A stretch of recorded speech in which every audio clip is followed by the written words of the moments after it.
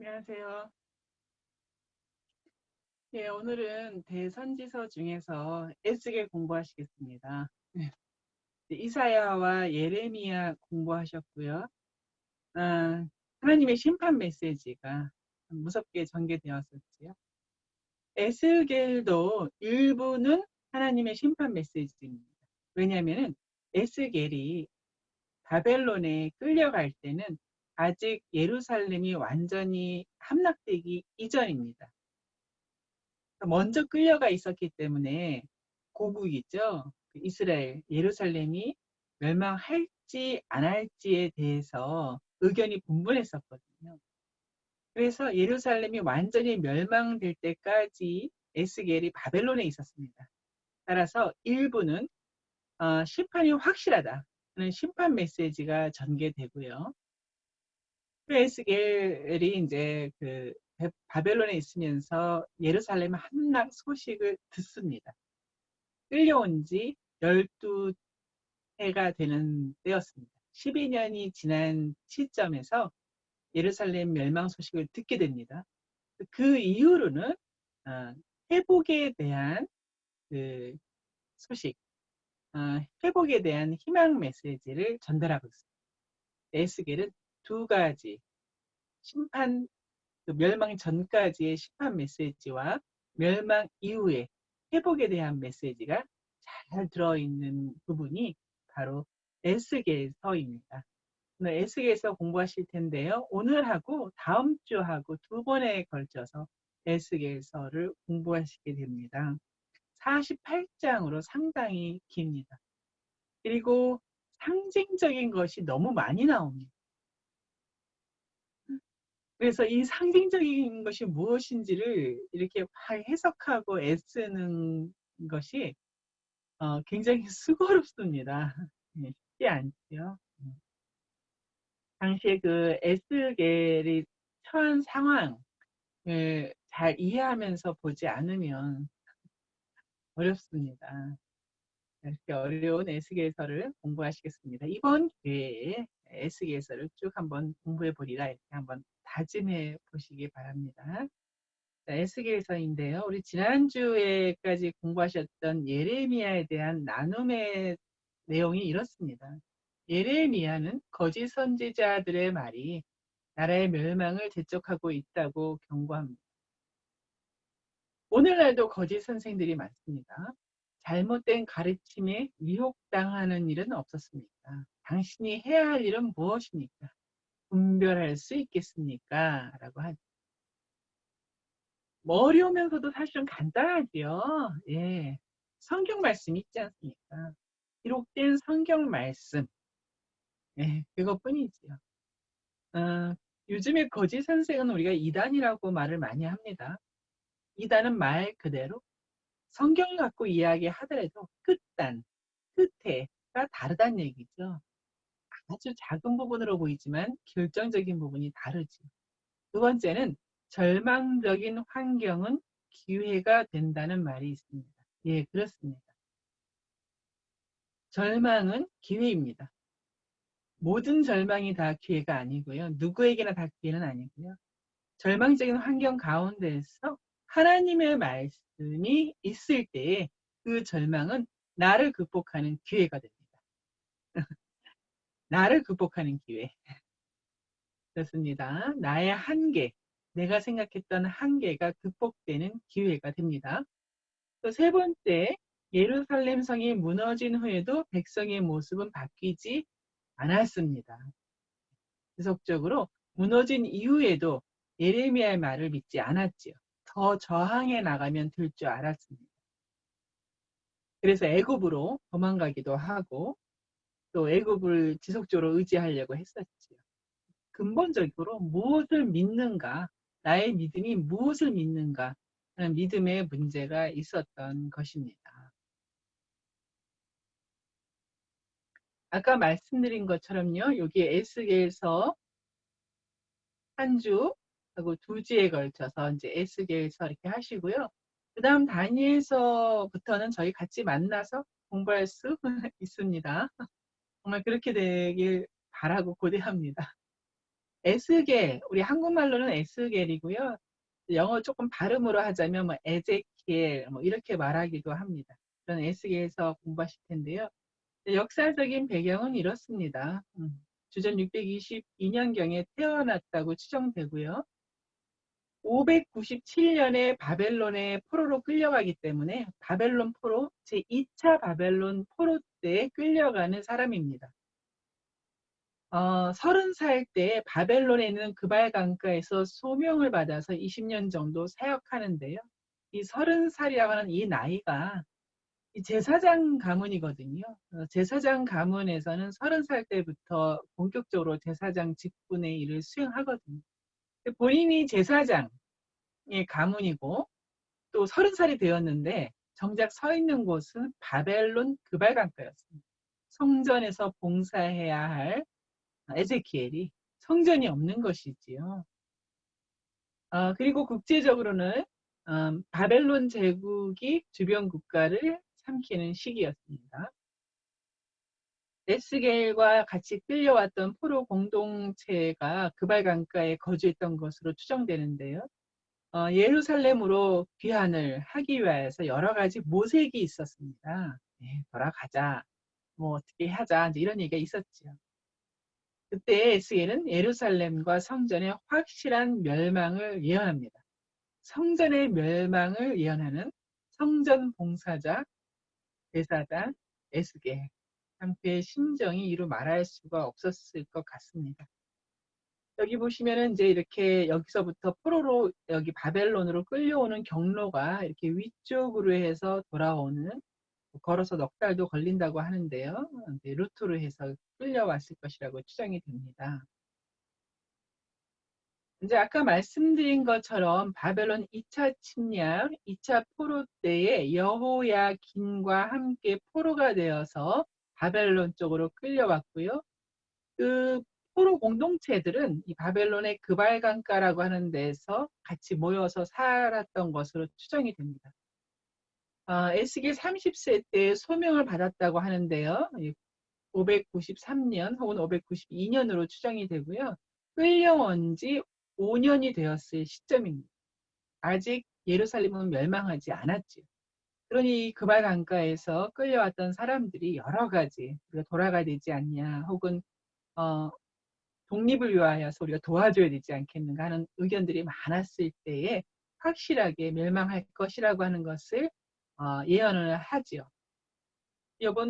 요번에 여러분 공부하실 에스겔 파트 1이잖아요. 이 파트 1에서는 지속적으로 심판에 대한 메시지를 계속해서 보시게 될 겁니다.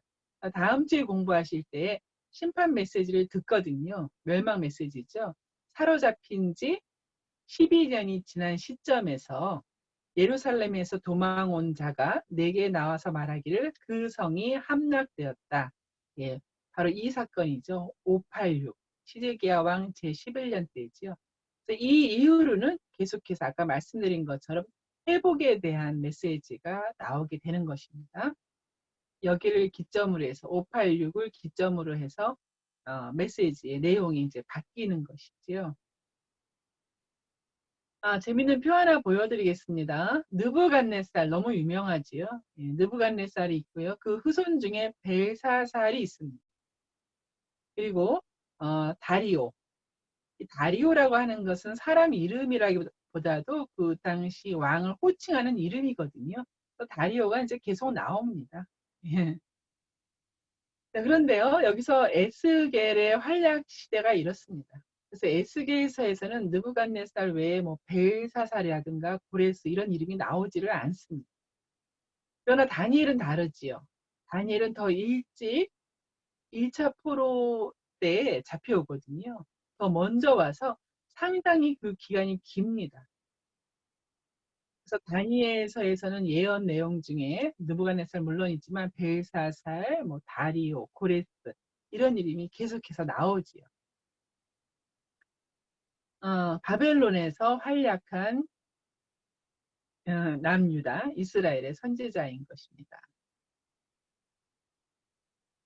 이 표는요, 이제 통일 왕국 시대 여기 보이시고요. 북이스라엘과 남유다로 나뉘었지 않습니까? 그래서 북이스라엘은 722년 아수르에게 멸망을 당하고요. 남유다는 지속적으로 가다가 예레미야 선지자, 마지막 선지자 해서 여기서 보면 이제 바벨론으로 포로로 끌려가거든요. 한 번, 두 번, 세 번, 조그만 글자로 적혀 있는데요. 연도가 3개 적혀 있습니다.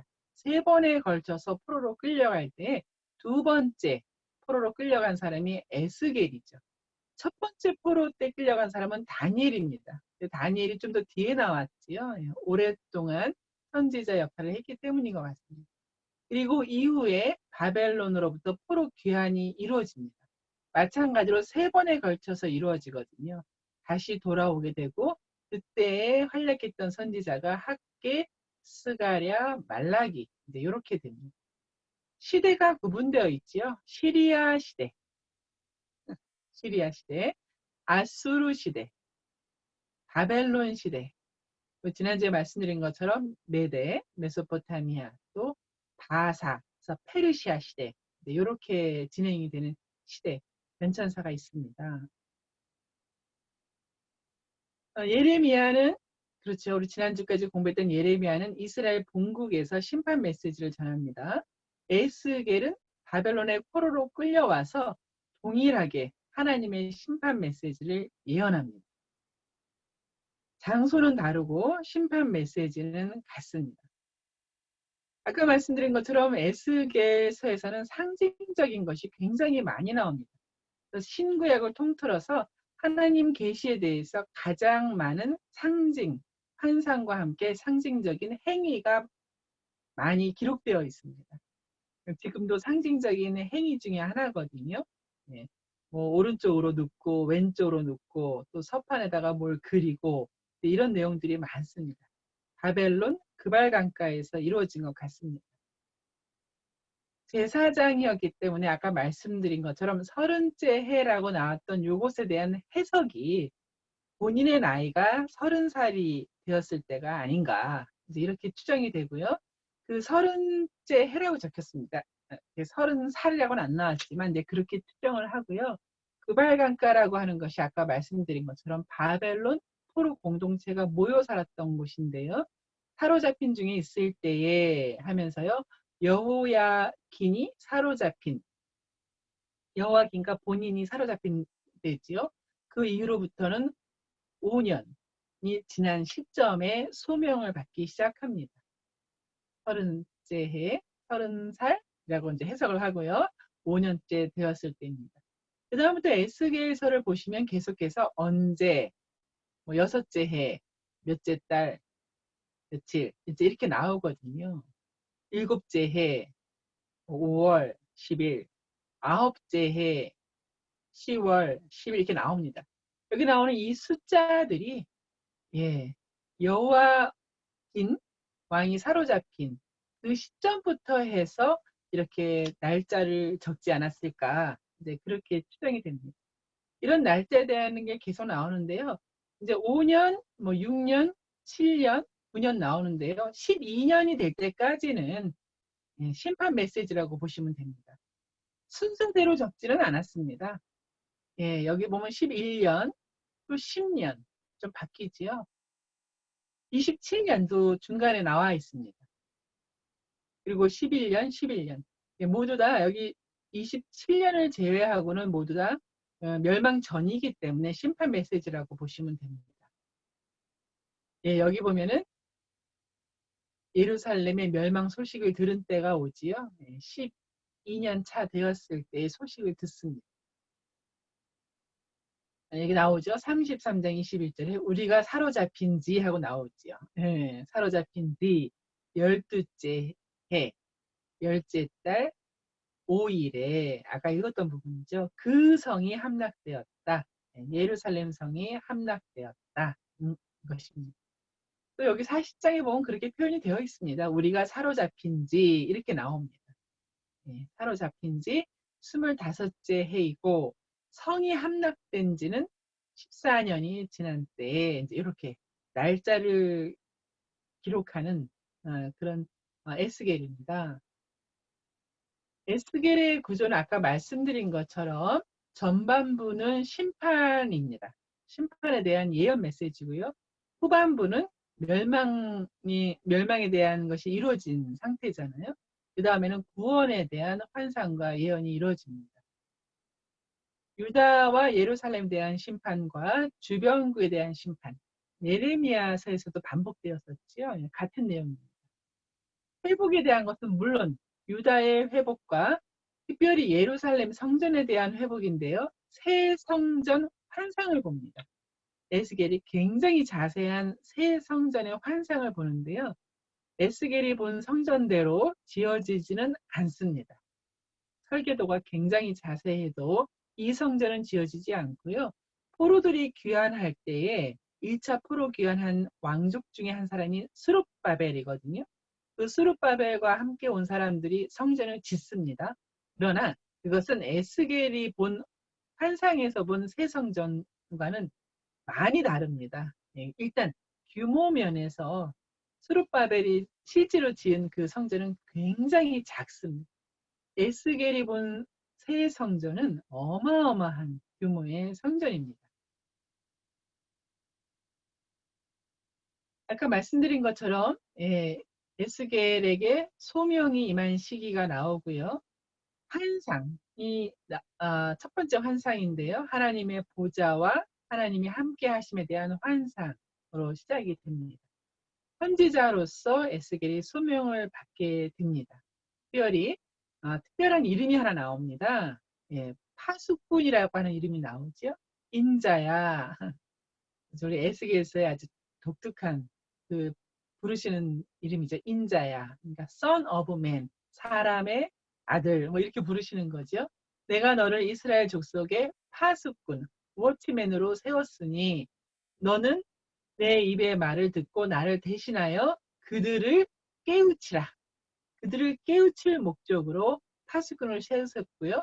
파수꾼이 자기 스스로 자기의 말을 전하는 것이 아니라 내 입의 말을 듣고 하나님이 전하라는 말을 듣고 이제 이렇게 그들을 깨우치기 위해 말을 전하는 것이죠. 파수꾼이라고 하는 것은 이제 성벽에 서서 적군이 뭐 쳐들어오거나 할 때 신호적으로 이제 뿔 나팔을 부는 사람들을 뜻합니다. 33장에 보면 그러나 칼이 임함을 파수꾼이 보고도 적군이 오는 것이지요. 멸망이 임박해 오는 것이죠. 나팔을 불지 아니하여서 백성에게 경고하지 아니함으로 인하여서 그 백성 중에 한 사람이라도 그 임하는 칼에 제거를 당한다면 그 책임이 파수꾼에게 있다는 것이죠. 그는 자기 죄악으로 말미암아 제거되려니와 그 죄는 내가 파수꾼의 손에서 찾으리라. 에스겔에게 임한 정말 하나님의 이 메시지가 굉장히 무섭지요. 자, 이런 그림으로 그려져 있는데요. 이 그림도 그냥 추정해서 그린 것입니다. 하나님의 보좌가 보이고요. 바퀴 같은 것들이 많이 보입니다. 이 바퀴가 어떻게 생겼을지는 모릅니다. 예. 이렇게 생겼나? 이게 도는 바퀴거든요. 회전하는 바퀴거든요. 여러분 읽으시면서 많이 상상해 보시기 바랍니다. 아무리 그 상상을 하려고 해도 뭐 어떤 그림도 맞지 않습니다. 상상입니다. 첫 번째 상징, 네 가지의 상징이 나오는데요. 예루살렘 멸망에 대한 상징입니다. 첫 번째 상징은 토판에다가 예루살렘을 그리라고 하지요. 그리고 포위되는 상황, 뭐 공성퇴, 이렇게 포를 날리는 거지 않습니까? 혹은 뭐 이렇게 철판으로 뭐 둘러싸기도 하고 하는 그런 상징적인 행위를 하게 하십니다. 또 눕게도 만드시는데요. 왼쪽으로 390일 동안 누워있게 하십니다. 또 오른쪽으로는 40일 동안 눕게 하시죠. 390일이라고 하는 것은 390년, 1년을 하루로 하는 것이거든요. 390년을 뜻하고 오른쪽으로 40일은 40년을 뜻합니다. 북이스라엘이 390년 동안 죄를 지었고 남유다가 40년 동안 죄를 지었다. 뭐 이런 의미입니다. 또 굉장히 식사가 불충분합니다. 먹는 것과 물을 굉장히 적은 양을 먹게 하시거든요. 예루살렘 성전 멸망할 때 마지막 제3차 그 침략에서 둘러쌌다고 지난주에 말씀드렸잖아요. 포위해서 그 성 안에 있는 사람들을 굶어 죽게 하죠. 물도 부족하지요. 그 상황을 뜻합니다. 마지막으로 네 번째 상징은 본인의 머리털과 수염을 잘라서 3분의 1은 성 안에서 불사르게 만드시고요. 또 3분의 1은 성 밖에서 칼로 치라고 하고요. 나머지 3분의 1은 바람에 흩어버리라고 이제 만든 토판 위에서 그렇게 행위를 하게 하시죠. 모두 행위적 예언입니다. 네, 그런 내용들이 나옵니다. 이제 머리를 이제 토판을 만들었네요, 그죠? 토판을 만들고 뭐 둘러싸고 이제 예루살렘이 함락된다는 내용이겠지요. 예.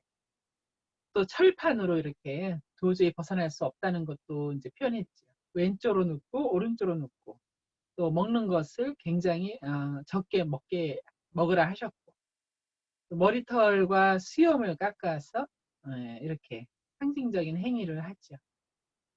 3분의 1은 전염병으로 죽을 것이고 성 안에서 또 3분의 1은 칼로 엎드러질 것이고 도망가는 모두 사방으로 흩어서 도망가는 자를 또한 따라가며 칼로 베리라. 예, 완전히 멸망할 것을 예언하게 하십니다. 이것을 모두 행위로 표현했지요. 에스겔서에서는 이 가증한 일이라고 하는 단어가 굉장히 많이 나옵니다. 여기 전무후무인데요. 후자가 하나 빠졌네요.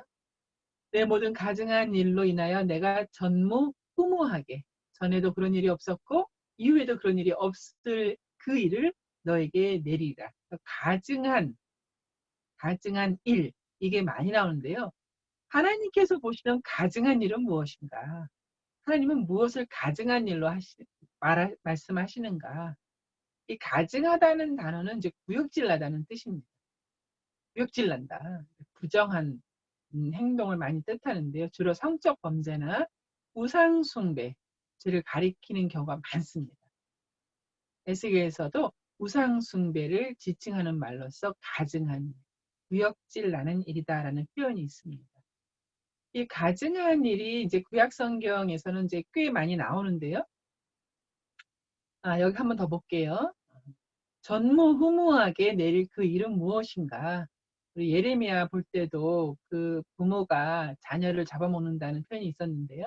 아버지가 아들을 잡아먹고 아들이 아비를 잡아먹고.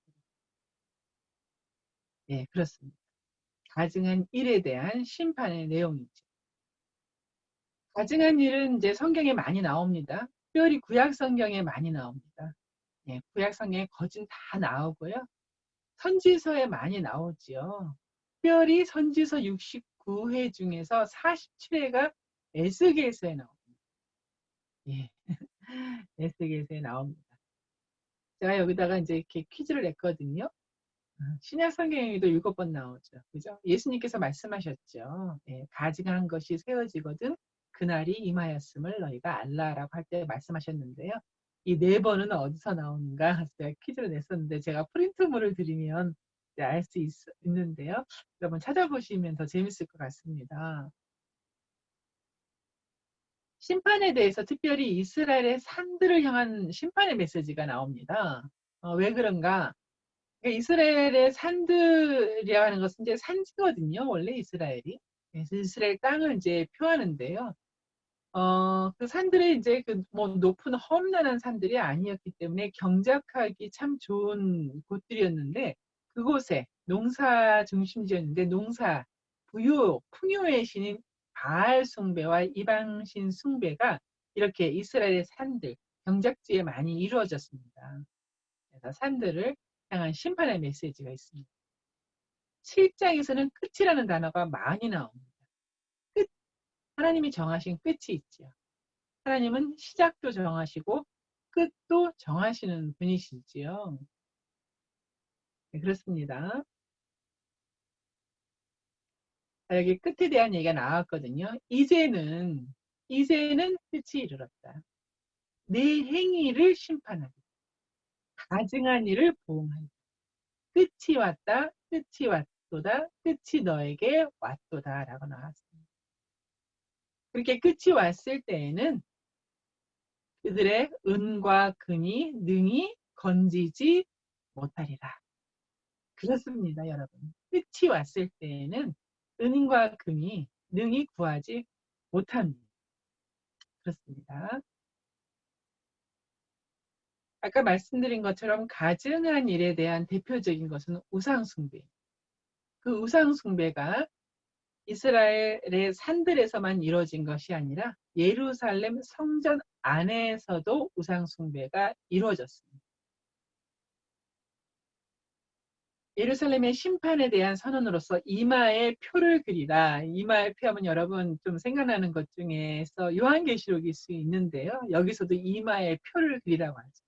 여기서는 표를 받은 사람은 살고요. 거꾸로 있죠. 표를 받지 못한 사람은 멸망당합니다. 여호와의 영광이 성소를 떠나는 그 과정이 묘사되어 있습니다. 영광이 떠나다. 표를 받는 이제 그림이 이렇게 되어 있죠. 표를 그려. 표를 받은 자는 회개하며 우는 자로 먼저 이렇게 하나님께서 아시는 것이지요. 네, 그들에게 표를 그리라고 이렇게 하시는 내용입니다. 뭐 상상적으로 그려본 것이지요. 우상 숭배가 반복되고 만연되었지요. 예, 이스라엘 땅 전체가 다 우상 숭배라고 생각하시면 됩니다. 불과 칼을 통하여서 예루살렘과 성전이 심판을 받을 것입니다.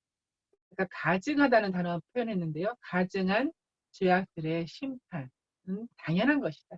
너희들의 책임이다라고 되어 있죠. 두 자매를 이제 비유 말이 나오는데요. 오홀라와 오홀리바라고 하는 두 자매가 나옵니다. 오홀라의 죄가 나오죠. 자매이기 때문에 간음에 대한 간음이라고 하는 것이 북이스라엘의 우상숭배와 다른 나라를 의지한 것에 대해서도 표현을 하죠. 동생인 오홀리바도 간음을 저지르죠. 남유다를 비유적으로 상징적으로 표현한 것입니다. 예레미야와 마찬가지로 주변의 이방 나라에 대한 심판이 나오는데요. 암몬, 모압, 에돔, 블레셋, 두로와 시돈.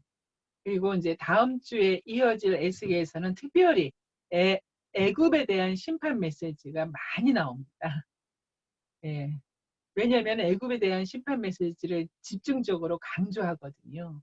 왜냐하면 이스라엘이 애굽을 많이 의지했거든요. 자기네는 망하더라도 애굽은 망하지 않을 것이다. 애굽만큼은 바벨론을 이겨낼 것이다. 또 이러한 또 의지하고 소망하는 게 있었거든요. 그렇기 때문에 그 애굽마저도 너희가 의지하는 애굽마저도 심판받을 것이다 라는 내용이 집중적으로 나옵니다. 여러분 교재에서 보고선 마무리하겠습니다. 교재에서 11주 이렇게 한 페이지 첫째 페이지 넘기시면요. 거기 그 연대기가 나옵니다. 그래서 여호와긴과 에스겔이 포로가 됩니다. 2차 침략이죠. 바벨론 그발 강가에 모여 살았다고 말씀드렸고요. 나이로는 30살 되었을 때 끌려온 지 5년 되었을 때에 소명을 받았다고 말씀드렸습니다. 그리고 끌려온 지 12년 정도 되었을 때에 예루살렘의 멸망 소식을 듣습니다. 밑에 보시면요. 구조가 두 개로 나눠져 있죠. 심판, 환상과 예언들이 나오고요. 그 심판의 내용은 유다와 예루살렘 심판, 또 그 이후에 주변 이방 나라에 대한 심판, 전체적인 심판 메시지가 나오고 그 다음에 예루살렘이 멸망됐다는 소식이 전해진 이후로서의 환상과 예언은 구원과 회복에 대한 내용입니다. 특별히 성전에 대한 회복, 제사장이었기 때문에 성전에 대한 그런 환상과 회복 내용을 들을 수가 있는 것입니다. 제사장이라고 하는 사람은 성전을 뭐 너무나도 사랑하고 사모하고 또 이렇게 섬기고 하는 사람이었잖아요. 그렇습니다. 이것이 얼마나 에스겔에게 큰 위로가 됐겠습니까? 그죠? 많이 위로가 되었겠죠? 제사장 직분을 수행하기를 얼마나 사모한 에스겔입니까? 오른쪽 페이지에 보면요. 그 주제와 목적에서는 첫 번째 줄에 보니까 전반부는 재난에 대한 경고, 또 밑에 후반부에서는 구원에 대한 희망이죠. 구원 소망에 대한 약속과 메시지가 나옵니다. 세 번째 줄에 보시면은 예루살렘 성전과 땅을 구체적으로 그려주면서 설계도죠. 새 성전에 대한 설계도가 굉장히 자세하게 길게 이어집니다. 이것을 우리가 에스겔 성전 환상이라고 합니다. 에스겔 성전, 에스겔 성전 환상. 그러나 지어지지 않은 설계도입니다. 역사적인 배경은요. 거기서 보시면은 에스겔은 아마도 주전 597년 제2차 포로, 2차 함락 있죠. 예. 그때에 끌려왔을 것이다. 바벨론으로 잡혀갔을 것이다. 라고 되어 있죠. 그래서 586년에 최후 멸망이 되기 전까지는 심판 메시지, 그 이후로는 회복에 대한 메시지라고 말씀드렸습니다. 에스겔서에서 굉장히 많이 나오는 단어들이 이제 한 두 가지 정도 있는데요. 그 중에 하나가 영에 관한 영입니다. 영이라고 하는 것은 이제 여러분 많이 들으셨죠? 호흡하고도 관련된다고 얘기하시잖아요. 그죠? 호흡, 혹은 바람, 마음, 이제 이런 것이거든요. 구약성경에서 영이라고 하는 단어가 굉장히 많이 나오는데요. 에스겔서에서 52회 정도 나옵니다. 밑에서 두 번째 줄에 보시면요. 그 에스겔서 특징에서 보시면은 그 두 번째 줄에 이렇게 하나님의 영, 성령이죠. 네. 영, 호흡, 마음. 우리 내면을 변화시킨다는 표현이 나왔죠. 우리 내면을 변화시키는 하나님의 백성으로 살아갈 수 있도록 군대로서 살아갈 수 있도록. 군대라고 하는 것은 적이 있기 때문에 군대라는 표현을 쓰는 거잖아요. 적이 없는 군대는 좀 이상하잖아요. 그러니까 적이 있는 군대죠. 그러니까 군대의 특징은, 군인의 특징은 적을 미워해야죠. 그죠? 적을 공격하고 막아내야죠. 적을 두려워해서는 안 되죠. 지난주에 말씀드렸지만 우리가 두려워할 것과 미워할 것을 구별할 수 있어야 되거든요. 하나님을 두려워하고 적을 미워해야죠. 네, 그렇습니다. 죄죠. 밑에 보면 다양한 문학적인 표현이다라는 것이 나옵니다. 다양한 어떤 문학적인 표현이 나옵니다. 이마가 굳고, 거기 보면 마음이 박한, 이런 표현들이 나왔죠. 문학적인 표현들도 나오고요. 밑에 줄에 보면 속담도 많이 나오고요. 이런 속담을 쓰지 마라, 이런 표현들도 있죠. 아버지가 신포도를 먹었으니 아들이 시다, 이런 표현은 쓰지 마라. 이거는 속담이잖아요. 또 보니까 환상들이 굉장히 많이 나온다고 아까도 말씀드렸고요. 비유들이 나오고요. 또 상징적인 행동들을 많이 이렇게 하게 됩니다. 그런 내용들이 나와 있습니다. 그냥 듣는 메시지만이 아니라 보는 메시지, 그죠? 시각적인 메시지를 많이 전합니다. 한 페이지 넘기시면요, 244페이지에서 하나님께 부름받는 이제 에스겔 해서 메인 포인트 보면은 파수꾼이라는 단어가 나오죠. 그래서 파수꾼 동그라미 해주세요. 핵심 구절에서 우리 아까 봤거든요. 인자야, 내가 너를 이스라엘 족속의 파수꾼으로 세웠으니 너는 내 입의 말을 듣고, 먼저 들리는 게 먼저죠. 내 입의 말을 듣고 나를 대신해서 그들을 깨우치라. 그렇죠? 나를 대신하여 그들을 깨우치라. 말씀으로 깨우치라는 얘기죠. 저희도 마찬가지죠. 말씀이 저희를 깨우치죠. 말씀을 주신 이유지요. 그 말씀의 숲에서 보면 597년, 그리고 제사장 출신이란 말이 있잖아요. 동그라미 해보세요. 제사장 출신입니다. 네, 그렇습니다. 네, 그렇게 진행하시고요. 1번 문제에서 보시면 에스겔에게 특별한 말씀이 이제 시작된 때, 소명이 시작된 때는 언제이고, 장소는 여러분 반복되었죠. 바벨론 그발강가죠. 그죠?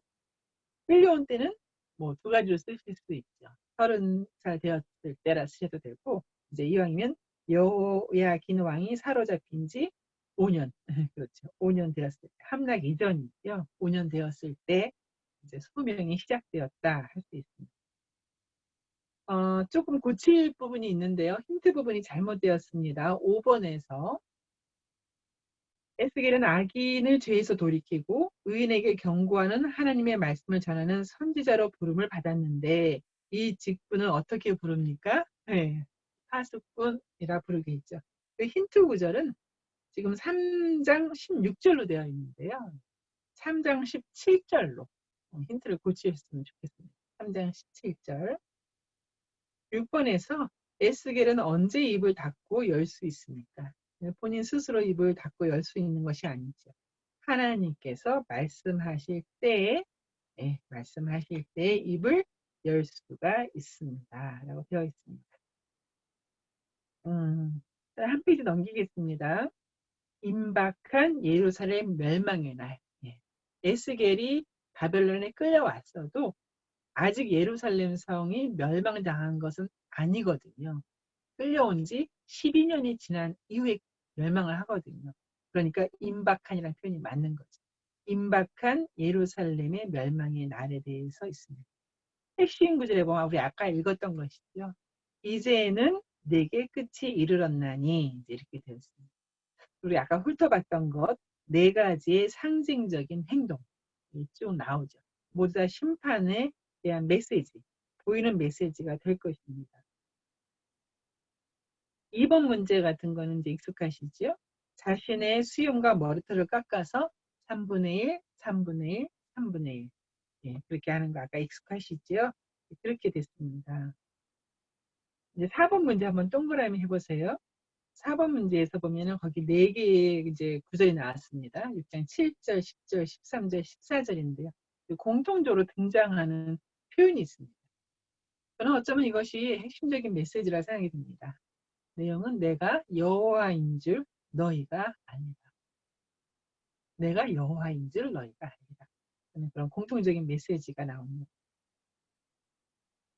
이제 에스겔서에서 자주 나오는 단어 중에 또 하나가 6번에 나오거든요. 6번에서 보면은 하나님께서 에스겔을 부르실 때 부르는 호칭이 아까도 잠깐 말씀드렸죠. 인자야라고 많이 부르십니다. Son of Man, 인자야. 예수님께서도 말씀하시잖아요. 인자가 온 것은 이런 표현 있잖아요. 그죠? 그때 예수님께서는 어떻게 좀 다르죠. 같으면서도 다른데요. 같은 것은 이제 인자라는 그 한글 번역이고요. 틀린 것은요. 에스겔에서는 그냥 인자야, son of man인데 예수님께서는 앞에 더자가 붙습니다. 더 son of man. 바로 그 인자. 오리라고 했던 바로 그 인자. 좀 다르지요. 네. 너희들이 알고 있는 그 인자. 이렇게 되는 것이에요. 예수님은 그렇게 말씀하셨죠. 예수님도 이제 인자가 하고 이제 본인을 많이 표현하셨습니다. 말씀과 삶에서 보면요. 맨 밑에 보면요. 끝까지 회개하지 않으면 비참한 재앙의 징계를 당할 수 있음을 기억하십시오. 끝까지 회개하지 않으면 그렇습니다.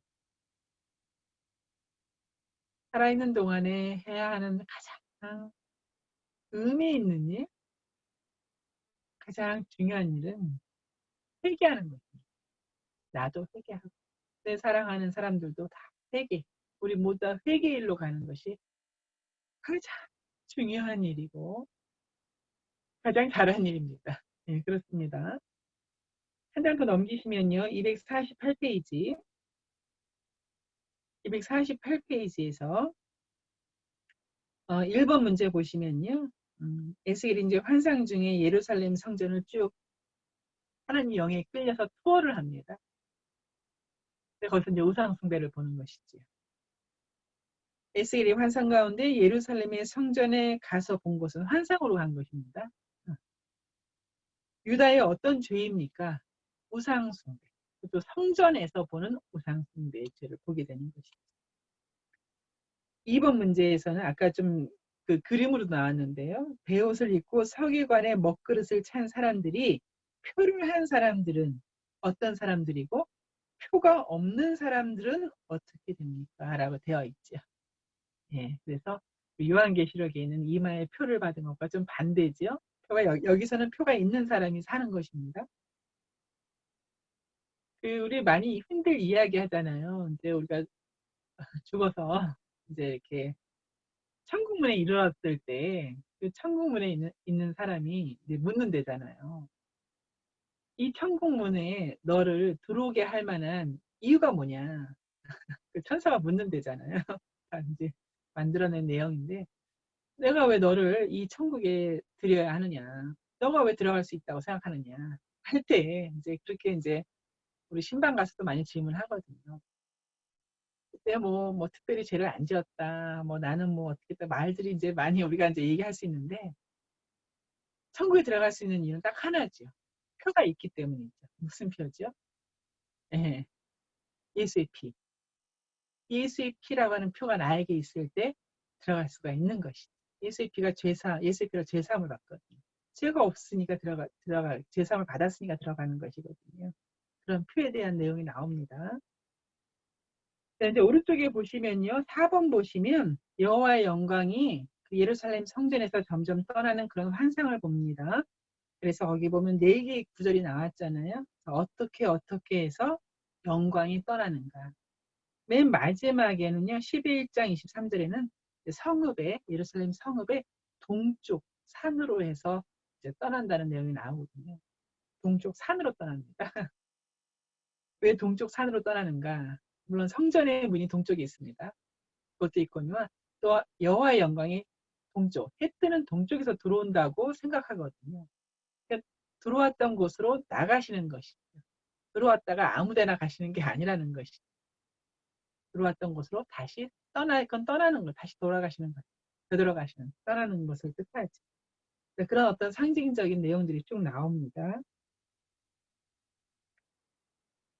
자, 그렇습니다. 한 장 더 넘기실게요. 250페이지. 이제 상징적인 행동들과 말씀과 비유들이 이제 많이 나옵니다. 여기서 이제 이게 뭘 상징할까 이제 신경이 많이 쓰이죠. 네, 저희가 많이 알 수는 없습니다. 그러한 상징의 행동이 쭉 나오는데요. 이제 1번에서도 예루살렘 멸망, 또 포로됨을 상징하는 에스겔의 2가지 이제 행동이 나옵니다. 2가지 행동을 이러이러한 행위적 예언이죠. 이제 2가지를 쓰시게 됩니다. 4번 보시면요. 이제 특이한 사항이 3명의 이름이 나올 건데요. 예루살렘의 죄악이 너무나 극심해서 이제 어떤 의인들의 의로움으로도 예루살렘을 건져낼 수 없다라고 하면서 3명의 이름을 이제 대죠. 누구와 누구의 의로도 이제 예루살렘 심판을 건져낼 수 없다고 한 그 3명은 누구냐는 것이죠. 그죠? 누굴까요? 아브라함일까요? 다윗일까요? 모세일까요? 아닙니다. 너무 의외로 노아가 나옵니다. 노아. 노아의 방주, 대홍수가 그냥 하나의 그냥 구전으로 내려오는 지어낸 이야기다 하지만 그렇지 않죠. 노아. 다니엘이 나옵니다.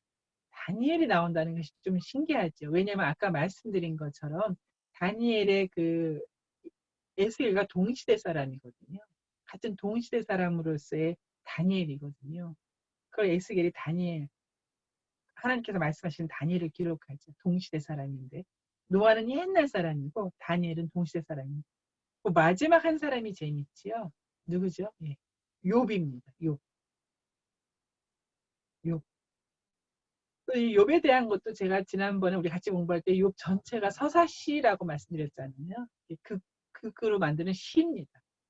이 욥에 대한 내용이 그냥 서사시의 어떤 소설적인 것이다라는 또 그런 신학자들의 그 디베이트가 있는데요. 아니죠. 욥은 실제 인물인 것이죠. 이제 이런 것이 증거가 됩니다. 욥의 의로도 그 3명의 의로도 예루살렘은 건질 수 없다는 내용입니다. 5번에 보시면 하나님은 예루살렘에 대한 심판을 무엇에 비유하십니까? 포도나무에 비유하십니다. 심판을 포도나무에 비유하시는데요. 무슨 포도나무냐면요. 숲풀 가운데 있는 포도나무가 불에 던져져서 이렇게 땔감이 될 것이다 하는 식으로 이제 비유하시는 거죠. 예루살렘이 곧 포도나무라는 거죠. 땔감거리가 되는 포도나무라는 것이죠. 이 포도나무라고 하는 것은 나무지만 이렇게 집을 짓거나 가구를 만드는 제목으로 쓰이지 못합니다. 그렇지요? 예. 포도나무 보셨지요? 예. 제목, 나무로 이렇게 쓸 수가 없죠. 오로지 한 가지, 열매가 그 한 가지 바라보는 게 포도나무입니다. 그런데 열매를 맺지 못한 나무는 제목으로도 쓰이지 못하고 땔감밖에 안 된다는 거죠. 포도나무를 불에 던지는 땔감이 될 것이다. 그렇습니다. 자, 이것이 그 밑에 보면 말씀과 삶에 나오는 지속적으로 우상숭배, 지속적인 우상숭배라는 거죠. 그렇습니다. 지속적으로 우상숭배를 한다고 하는 내용이 참 무섭지요. 예. 모두가 깨끗한 데서의 나의 죄는 참 드러나기 쉬운데 죄가 만연했을 때 나의 죄를 보고 깨닫기는 굉장히 어렵지요. 말씀이 없으면 우리는 깨달을 수가 없습니다. 자, 하나 더 넘기겠습니다. 252페이지. 하나님께서 기뻐하시는 것이 무엇인가라고 나왔죠? 제목에. 기뻐하시는 것을 무엇을 기뻐하시는가? 악인이 돌이키는 그 사건. 악인이 돌이켜 여호와께로 돌아오는 것을 기뻐하신다고 되어 있습니다. 악인이 돌이키기를 기뻐하시는 하나님. 핵심 구절에 보니까요. 그 여호와의 말씀이니라 내가 어찌 악인이 죽는 것을 조금인들 기뻐하리. 그를 돌이켜 그 길에서 떠나 사는 것을 어찌 기뻐하지 아니하겠느냐. 그렇습니다. 악인이 죽는 것을, 멸망당하는 것을 조금도 기뻐하시지 않는 하나님이십니다. 하나님께서, 예수님께서도 말씀하셨잖아요. 너의 원수를 사랑하라 하셨잖아요. 원수를 사랑하여서 돌이키기를 기도하고 구하라는 뜻이 그렇습니다. 이제 1번 문제에 보시면요. 백성들의 이제 그 행위 중에서 우상숭배, 또 이방 나라를 의지하는 죄를 이제 비유하는 거, 아까 잠깐 말씀드렸죠. 그것을 간음과도 같게 이렇게 비유해서 이야기를 했었지요. 네, 그렇습니다. 근데 2번, 예루살렘을 멸하신 후에 무엇을 기억하시겠다. 또 그것을 어떻게 하시겠다고 말씀하시고 하나님께서 끝까지 기억하시는 부분이 있다는 거예요. 지난 시간에 그 예레미야 공부할 때 제가 책 하나 이렇게 두 번째 책으로 소개해드린 책이 있었는데 끙끙 앓는 하나님이라는 표현이 있잖아요. 끙끙 앓는 하나님. 하나님은 이렇게 예루살렘 멸망 후에도 기억하시는 부분이 있다는 거예요. 그 기억하시는 그것으로 예루살렘을 이제 회복을 어떻게 할 것인가 해가시는 것이죠. 지금 무엇을 기억하시는가?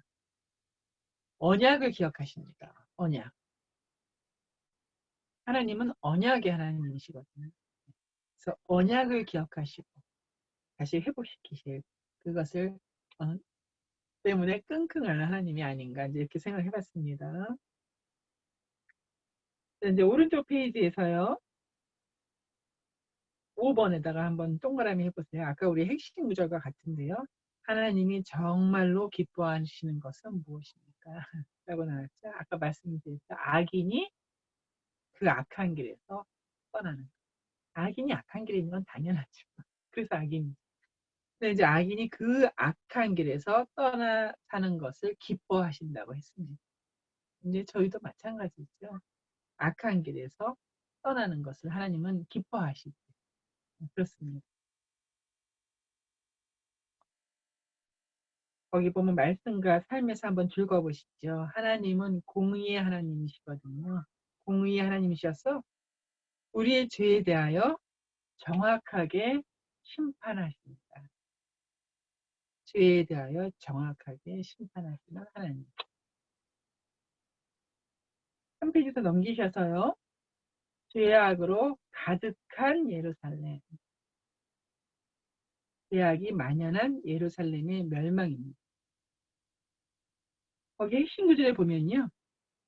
이 땅을 위하여 성을 쌓으며 성 무너진 데를 찾아서서 나로 하여금 멸하지 못하게 할 사람을 내가 그 가운데서 찾다가 찾지 못하였습니다.